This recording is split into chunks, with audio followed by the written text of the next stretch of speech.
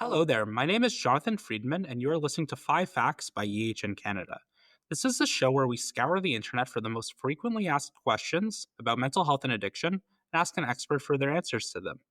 Today, it is my honor and my distinct pleasure to introduce my special guest, Jordan Anderson.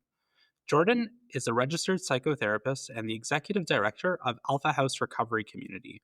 With lived experience in addiction recovery, he has dedicated his career to helping individuals overcome substance use and mental health challenges. As chair of the board for Backdoor Mission Charity in Oshawa, he advocates for accessible and inclusive care for vulnerable populations. Through his thought leadership, clinical expertise, and personal experience, Jordan remains deeply committed to supporting individuals in recovery. He continues to advocate for accessible addiction treatment and works to ensure that those struggling with substance use receive the care, dignity, and compassion they deserve. Jordan, what a resume. How are you doing today? I'm doing fantastic. You? I am doing great.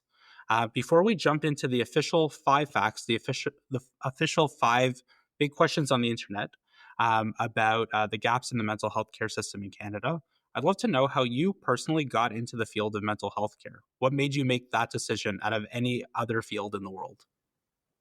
Um, Life experience. I think, like a lot of people in social work, you fall into it. It's not something that a lot of people decide on. I have lived experience. I come from the world of addictions, and at some point, my life changed, and I went from homelessness to a transformative life experience. And in that, I realized that I liked helping people, and that was going to be one of the drives in my life. I initially started trying to help people with disabilities, and my cousin has Down syndrome, and I wanted to work with people with Down syndrome. I thought that was my calling as a social worker, and I went to school specifically for that. And after graduating, I started working in an agency that would do that, and I realized I was horrible at that job. And Not everybody's my cousin. So realizing there's some transference there, I quickly transitioned into another sector. I went back to school. I did my addictions and mental health and my psychotherapy, and I jumped into working in the treatment sector. And as soon as I got into it, I knew this was it for me. I love this job. And it's not a job that I go to just to get a paycheck, or a job that I go to try to find some sort of fulfillment. I leave work and I'm enthused about people changing their lives. And so I've never really had to make a decision day to day if this is what I want to do. It just happened really organically, and it fits so well that I'll be in it until the day I die. That's fantastic. I think it's always interesting how like whether it's on the show or most people in mental health care come from something that happened to them or an experience they had with somebody in that field, and it brings you into it. Yeah, I don't know anybody who, like, I mean, there's got to be people out there that just go into this thinking like, I don't know what else to do, but I don't think they stay. It's not one of those fields. It'll crush you if you don't have a vested interest in it, the weight of it. But when you have some sort of um experience, not necessarily always the same experience, but some sort of experience that drives you to do this, you're able to look past the hard parts of the job, and really push the narrative of all the positive that comes out of this, right? But it's it's definitely not something that I see a lot of people just randomly selecting. Like, if you're gonna, I know lots of guys that are iron workers because their buddy's an iron worker, but uh, this is a different type of gig. You really have to love it to stay in it. It's rare that you maybe finish high school and then look at your best friend and say, "Hey, you want to be social workers together?" Yeah. I'd love to be a fly on the wall for that conversation. Yes, absolutely. So I'm really excited about our topic today. I think it's a really big one. And I'm really looking forward to your thoughts, your opinions, and maybe some questions that don't exactly have answers, but we'll get through that together. Are you ready to dive into the internet's biggest questions about the gaps in the mental health care system in Canada? Always ready. Always ready. So let's start off with this one. What barriers prevent equitable access to mental health care across different populations? Wow. A small question. uh, I'd say the very first thing that pops to my mind is knowledge base. Working in this field, I have a difficult time navigating it. And when I speak with people, I am baffled on how they're able to do it. I mean, there's a whole bunch of different platforms that people can go on to try to find access to care. There's Addictions and Mental Health Ontario has some of their stuff. There's data, there's government sites that allow you to check addictions and mental health centers, but none of it makes sense to the general population. And just that base knowledge of how the system works is the biggest impediment upon most people. I would also say finances is probably right up at the top of the list. There's a diversity of care in Ontario, so for the majority of our healthcare system, it is government funded. Yeah, so if you go into the hospital, everything's covered. If you go see your physician, everything's covered. We don't have a two-tier system, but in Ontario, we do because of lack of funding, and two tier only becomes prevalent when there is a lack of resources through the government.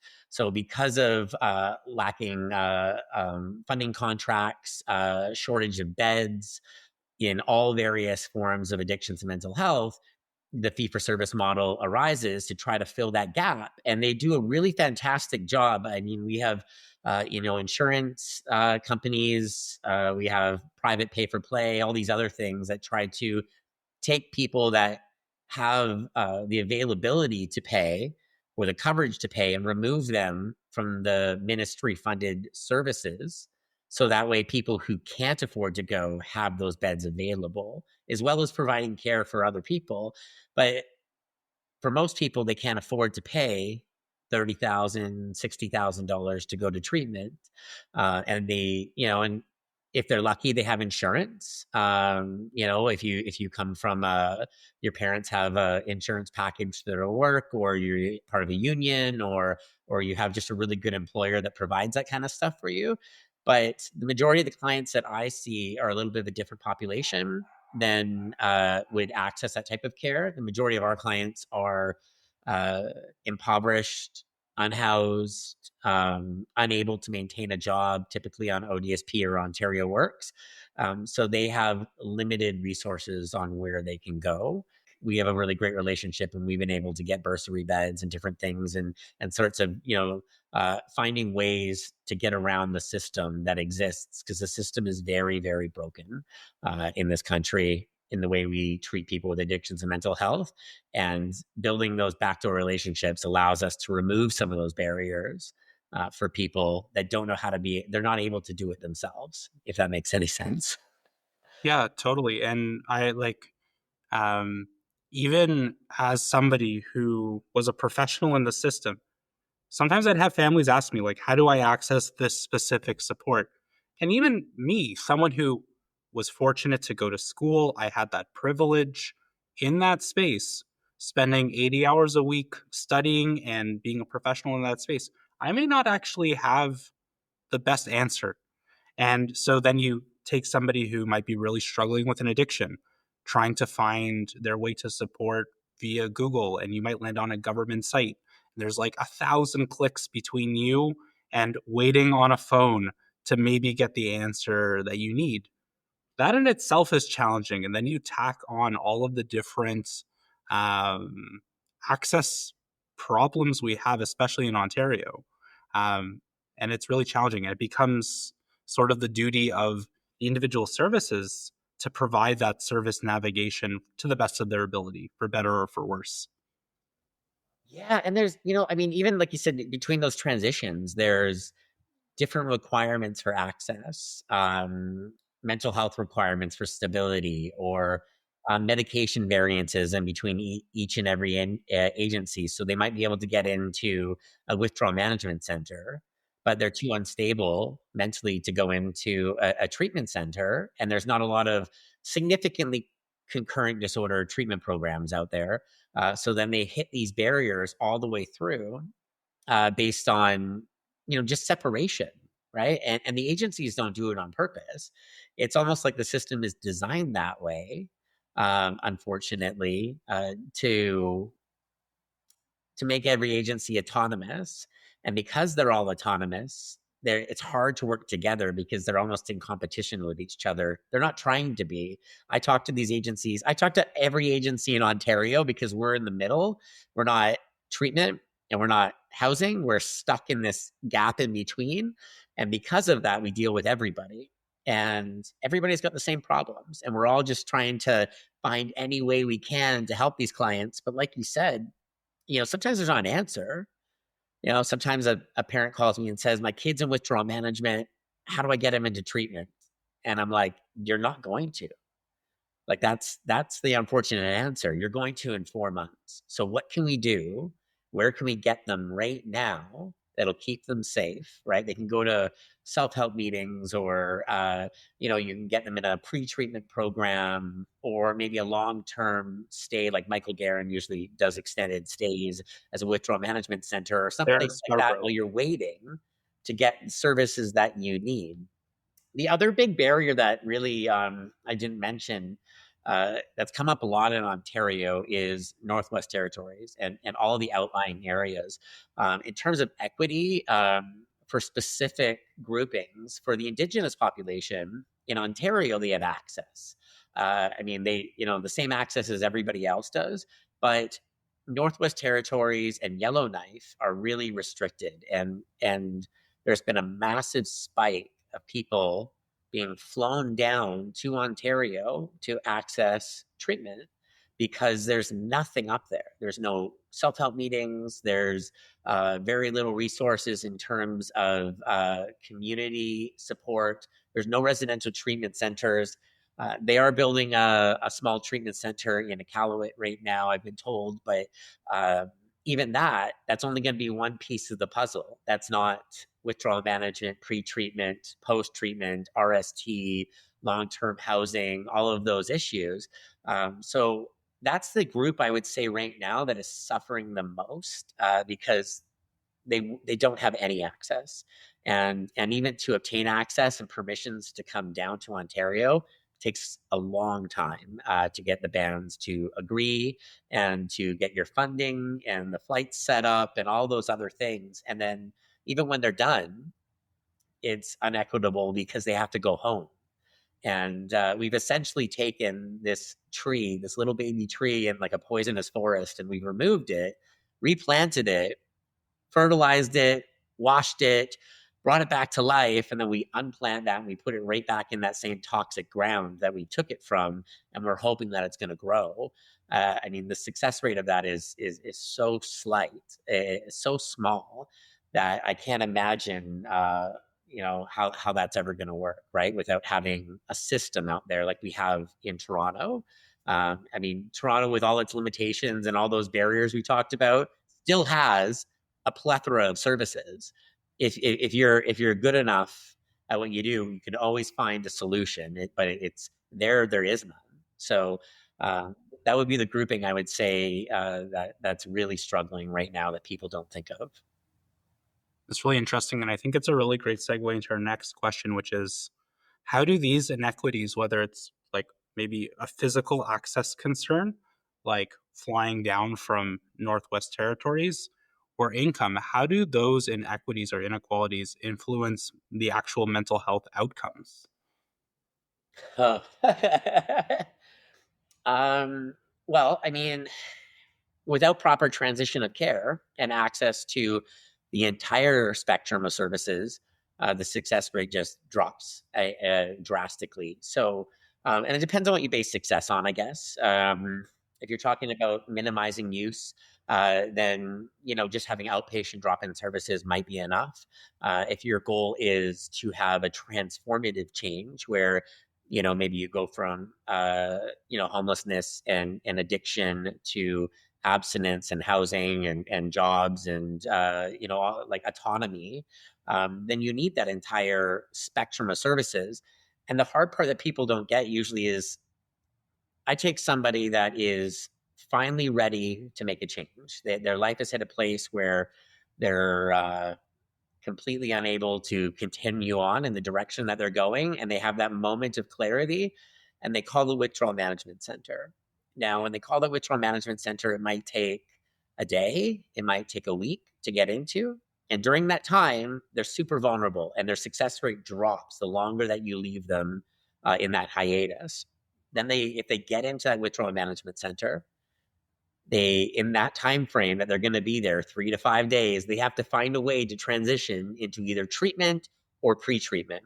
And the ability to transfer into treatment, unless you have a whole pile of money, is not probably going to happen. You're going to have a 4-month wait. If you manage to get into pre-treatment and everything works out the way it's supposed to, that might take 30 days. In that gap, that person's chance of relapse, overdose, homelessness, death, all of those things go right up through the roof. And even more so because you withdraw them. Every time somebody comes off a substance, their chance of death and overdose goes up. So we have this massive gap in that time frame. Then they go into treatment, and before, from pre-treatment to treatment, they have this massive same gap in between that. And every time this happens, we lose them. We lose them. They get disenfranchised with the system. All their success rates plummet. Their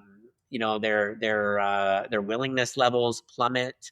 And the ability just to track them and maintain some semblance of contact goes down. Once they go through treatment, if they manage to get in there and they're successful and they're doing really well, getting them into a program like my work, which is residential supportive treatment, post-treatment, we have a 9-month wait list. There's 2 of us in Ontario that I know of, us and Transition House. They also have a 9-month wait list. So being able to get into there, you've gone from treatment to there, and you have this gap of 9 months in between there. And then from there into long-term housing, the ASH program or most of the other housing programs in Ontario are anywhere up to 9 years to 11 years, which is just boggling to the mind. And so every one of those gaps just creates these massive barriers and lowers that person's ability to maintain all of the things they've done. We just keep sending them back to ground zero at every turn, and that's the difficult part, right? If we could connect those services and go under, like, Ontario has a new hub model. I'm sure some people have heard of it, a heart hub model, where you're supposed to enter a service stream of care and carry all the way through. If that were actually able to happen, we would have people changing their lives every single day.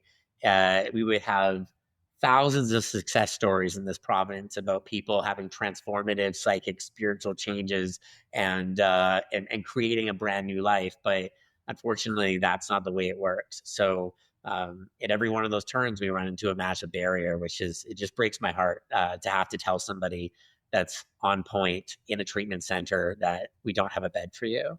I think this year we just did our statistics, and this year we had 107 clients come through Alpha House, and we had to reject 962. And when I pulled those numbers, I wanted to cry. I was like, that's 962 people's children, or brothers or sisters or mothers or fathers that are desperately seeking care. They're not the people who are saying, I don't want to access care. They're people who desperately are seeking care, and we can't provide it for them because of limitations in the system. I'm not sure if you know this show, but have you ever watched the show BoJack Horseman? No, no. Is it a So cartoon? it's a cartoon, and Yeah, okay, I know what you're talking about. Yeah. it's kind of a silly show at first, but it's actually, in my opinion, like one of the best TV show portrayals of mental health and addiction. I'm on my 7th rewatch. I have a BoJack tattoo. We can get into it another time. I gotta watch But it. but Get through the first 4 episodes and then you'll love it. Um, the interesting piece, and it's an old show, so not really a spoiler anymore, but um, BoJack is an actor. He has money, he has resources, he lives in LA, and he like really struggles with alcohol and drug usage. And the show goes through generational trauma and all of the different pieces there, but he's really struggling with addiction. And it gets to points where he goes to rehab. He's fortunate, he's a famous actor, he has all the resources to go and do those things. But after rehab, every time he has this period where he's like back home in his beautiful mansion, he like has that like honeymoon-ish period, and then things start to resurface. And even in that case, what I think is really interesting and what I think the show does a really great job of is highlighting all the fact that without all of these other systems, without thinking of it holistically, um, you can't just put somebody there and that tree metaphor that you use and then plant them back and expect that in every case it will change. And most it won't. And I think that's really, in a very silly show, a really powerful thing. That's amazing. I'm gonna have to watch that now. If you watch the first episodes and then I see you at that baseball game and you're like, Jonathan, what the heck? Just watch the 5th episode and we'll go from there. Awesome. Um, Back to our official questions. Um, what measures have you seen in the maybe the literature, in the news, are being considered to address the mental health and addiction crisis that we have in Canada and in Ontario? I know provincially it's a little bit different, but what are the things you're noticing? Yeah, I mean, the biggest one right now is the heart hubs. There's been a big shift in Ontario around the type of care that we're going to be providing. I know there's a lot of controversy right now around closing the safe injection sites, which is it's a really bigger question than either me or you could answer in a 30-minute podcast. But I would say a lot of those agencies are having their funding transition, 9 out of 10 of them, into heart hubs. There's going to be 28 heart hubs across Ontario, and two actually. I live out in Durham Region. There's going to be two out in Durham Region, which I'm really excited about. And there's going to be 4 in Toronto.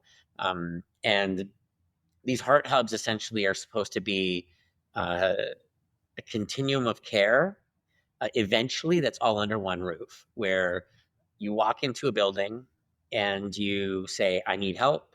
And they take you and put you into day programming, withdrawal management, moving forward into pre-treatment, into treatment, RST, long-term housing, and going through the entire spectrum of care without leaving care, which is the important piece. Because anything else works that way, right? If you go to a hospital, you don't go in and they see you and then they go, okay, go home, and then you're going to come back and then we're going to do the MRI on you. You get everything done in that one session if you're in crisis. Now, if you're not in crisis, yeah, it might be split up, but the idea is to not leave the person's side, to stay with them the entire journey and keep them under one roof. And it's a massive investment. I mean, $560 million or something like that is being invested, $6.5 million per hub each year annually. And even originally it was going to be 19 hubs, and they changed it to 27, and they just added an additional one out in Durham Region, which is super exciting.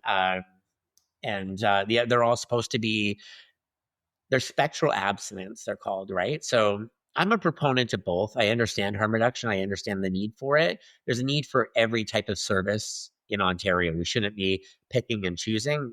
We need abstinence-based care. We need harm reduction-based care, and we need something somewhere in the middle.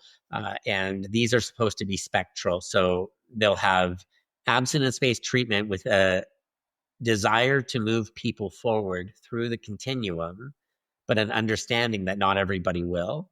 And if you understand, the pre-contemplation, contemplation, preparation, action, and maintenance, the stages of change, sometimes people slip back through that. And the problem with the system right now is that if you're in a place and you've relapsed, you can't stay there typically because you're not in the right place at that time. And that usage in that building might cause damages to other clients. So you're discharged.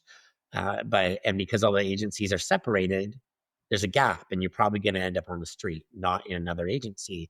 But with this system, you'll be able to, if you use and you're in treatment, you'll be able to go back to withdrawal management or maybe some outpatient group or whatever it may be, and you don't have to leave that care or be punished for the mental health issue that you have.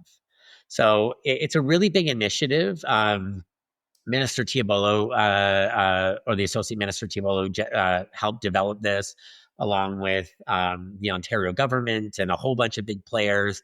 And it's probably the most exciting thing that I've seen in the entire time I've been in this field, because I haven't seen any change in the entire time I've been in this field until this.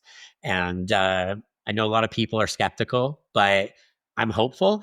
I'm hopeful that this is going to be open up beds and open up services and allow those gaps to be broken down. And they're all supposed to be launching in the next couple months. So let's cross our fingers and hope that those agencies do a really bang up job and work together and build the system the way they've allocated the funds. And if they do that, I think we're going to have a big shift in this province in our homelessness rates and our addiction rates and our access to care for people that don't know how to access it. Really, really interesting. Yeah, I've been in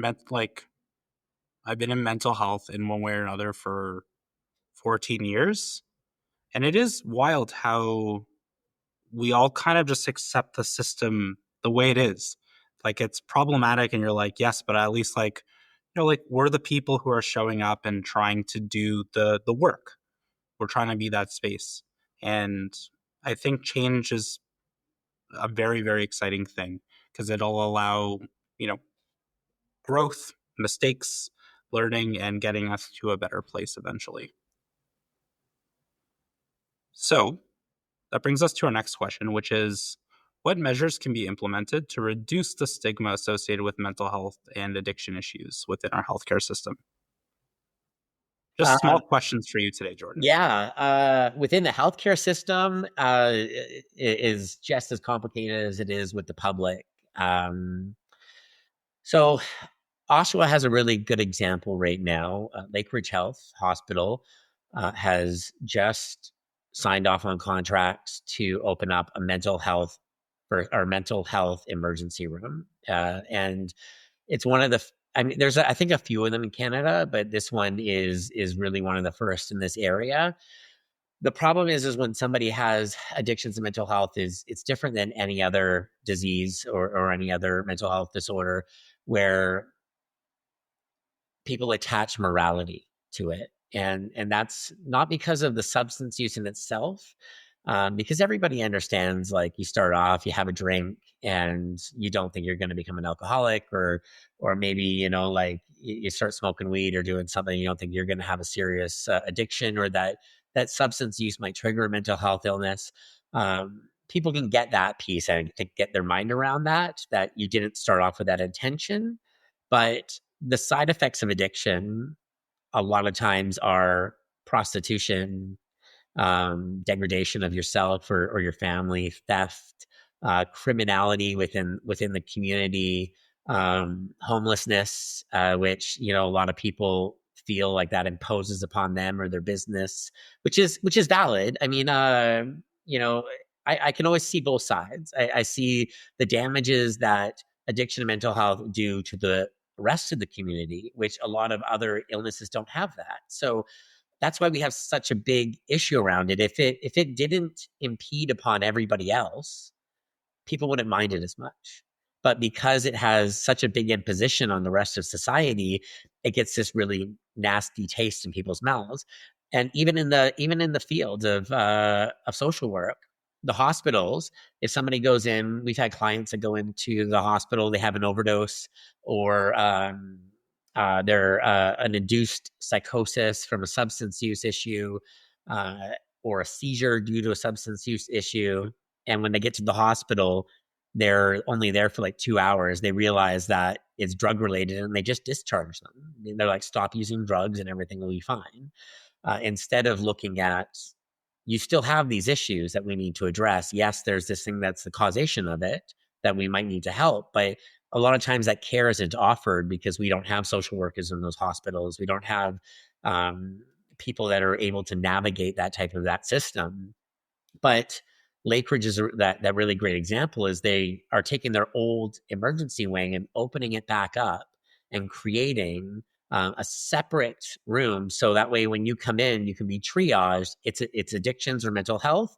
We're going to send you to this emergency room where we have social workers, where we have nurses and doctors that are significantly trained in addictions and mental health, that are going to be able to help and guide you, not just on don't use drugs, but how that you're going to accomplish that goal and how we're going to mitigate damages done to you. So it's the people we think in the healthcare are going to be more compassionate, but sometimes it's the opposite because they get burnt out by it, right? Watching the same thing over and over and over, and sometimes they're harder cases than the rest of the population. So I think having that immediate care in there is going to help with the stigma in social work and in hospital stays. In society as a whole, I think it's a completely different thing. It's bringing people back to the truth that these are our brothers, these are our daughters, these are our kids, right? And people forget that, that these are people. You see somebody sitting on the side of the street asking you for money. Like I said, I lived experience, and I was homeless, and I remember sitting on the side of the road and asking for money right at the beginning. The first time I ever had to do that, and the shame, and people would look at you at first, and then you notice that people don't even want to make eye contact because they don't want to feel guilty about not helping because they think the money's going to go to something, right? And they're probably right. It's probably going to substance use, right? But I even in this field, I still give money to people on the streets. And I remember a few years ago being out in Vancouver, and my sister. It was Christmas, and I gave a homeless man $50 on Christmas. And my sister said to me, he's going to buy drugs with that. Like you're a counselor, what's going to happen. And I'm like, I absolutely know he's going to buy drugs with that. And she's like, well, why'd you give it to him? I'm like, because he's not going to have to rob somebody. He's not going to have to degrade himself today. He's not going to have to sell his body. It's going to be a good day for him, and it's going to be a good day for everybody else. And I think if people just remove the singularity and we start working as a team and remembering that these are our people, and we try to help them rather than judge them and hinder them, that things are going to start getting a little bit better.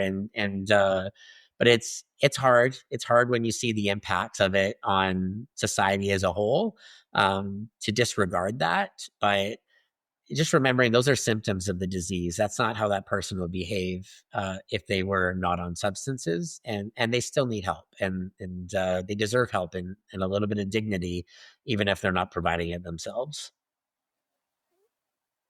Totally agree, and thank you for sharing that lived experience, Jordan. Um, so I guess if we were to put on, I don't know, our future hat and go to Jordan's house, what does the future of mental health and addiction care look like to you? Like, what if you could peer into the crystal ball? You were the mayor of this town. What would it look like? Big picture, I think we need a steady continuum of care. I think if agencies are funded, that they should have in their contracts that they're required to work with other agencies, that we should be aligning policies with each other. So that way there's not gaps in services. We definitely need significantly more beds. I remember a few years ago, John Tory was the mayor of Toronto, and he announced that he was getting ready to put $180 million or something like that into the addiction sector in Toronto, out of City of Toronto money. And I got called to go on to CBC Radio, and they asked me about it. They said, "What do you think about this great plan?" And I was said, like, we have treatment beds right now in Ontario that aren't funded. What are we talking about? Like, you want to build treatment centers with this money? Like, that's going to take years. That's a way down the road plan. Yeah, we should start building more treatment centers right now or expanding, but we have beds that are available. Fund all the private agencies appropriately. Take the beds. At Alpha House, we have 25 physical beds in one of our sites and 10 physical beds in our other site. We're only funded for 18 out of 33. How does that make sense? How does it make sense to only partially fund something when we have beds available in the middle of an addictions and mental health crisis, in the middle of a homelessness crisis? We're only utilizing half of our services. So I think the big picture would be they need to be fully funded. Every bed that we have accessible in Ontario. We need to be building new treatment centers right now in preparation for what's coming down the road. We have to have steady continuum of care, more outpatient drop-in programs that are free and accessible for people that are on those wait lists to be able to access care. And we need to simplify it. We need to simplify the system. Like, there needs to be like a 1-800 number that you can call that gets you access to everything. Like some sort of central access. They've tried it. The Ontario government's tried it. And unfortunately, every time they've done it, they've just taken a really simple idea and complicated the hell out of it. Bureaucracy at its best. They're trying. Don't get me wrong. I appreciate them. They're trying, but they got really good aim, but they're shooting at the wrong target. So if they just consulted rather with the bureaucracy and consulted instead with the people that work in this field. And I don't mean me, like the directors. They need to consult with the people that work on the floor, the people that are at answering the phone, the admission coordinators, the discharge planners, the caseworkers, and ask them how to build this system. And if they did, they would realize all of the gaps that stand in the way of these clients, and even the gaps that stand in the way of counselors for being able to do their job. I could write a book on the gaps that are created through bureaucracy that stop me from being able to do my job appropriately. So I would say we just need to break down those barriers and find a way to bring agencies together to streamline the service, because we have all the things we need right now. They just don't work well. Right. And creating a diversity. They keep going from, I don't know if you've noticed this, but right now they're in the swing back to abstinence, away from harm reduction. They're trying to close up the safe injection sites. Like, stop swinging back and forth. Just create lots of different services so people have options, and don't pick a modality. Just pick modalities, and allow people to make their choices. And make everything free. I mean, nothing's free. It comes out of our taxes, but it's a good investment. And I think a lot of times they judge that investment and they cut back on it by saying, oh, well, treatment costs X amount of money, and why are we paying for this? Instead of saying, every person, like my work last year, we had 56% of our clients that came through ended up coming off of ODSP or Ontario Works, saving the Ontario government $780,000 a year in future payments to people. That's more than we're funded as an agency. So, like, looking at it, not playing rich for a penny, poor for a pound, and starting to ask yourselves, if we pay for this and we send people through these types of cares, high level cares, expensive cares, the whole continuum of care, how much money is that going to save us in the long term? And even from a financial standpoint, not an emotional, not an empathetic or loving or all the right things that we should be doing kind of standpoint, just from the standpoint of finances, it makes sense, and so they just need to invest in it, invest in people, and you're going to save money in the long term, and our crime rates are going to go down, and people are going to be happier, right? But that's my shtick, I guess, is just put money Good in it shtick. and offer services, and let's get people better. It's a good shtick. Jordan's house is a good place to be. I like my house. It's good. Yeah, it's perfect. It has been an absolute honor and pleasure to have you on the show. If you were to give someone one small piece of advice in starting their own recovery journey, what would you say? Don't take no for an answer. Um, There's going to be a lot of barriers in your way, a lot of agencies that say they don't have beds for a while. Just keep applying at places, get on every list you can.